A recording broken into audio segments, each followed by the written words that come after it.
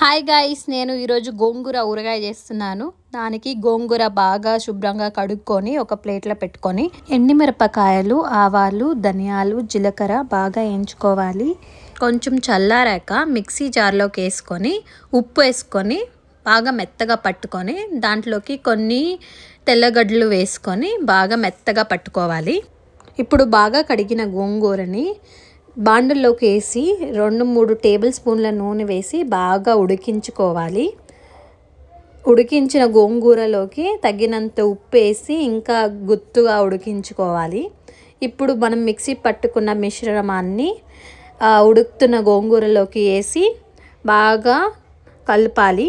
కలుపుకున్నాక ఉప్పు చెక్ చేసుకోవాలి. తగినంత ఉప్పు మళ్ళీ కావాలంటే వేసుకొని తెల్లగడ్డలు 2-3 పీసులు దాంట్లోకి వేసి బాగా ఉడికించాలి.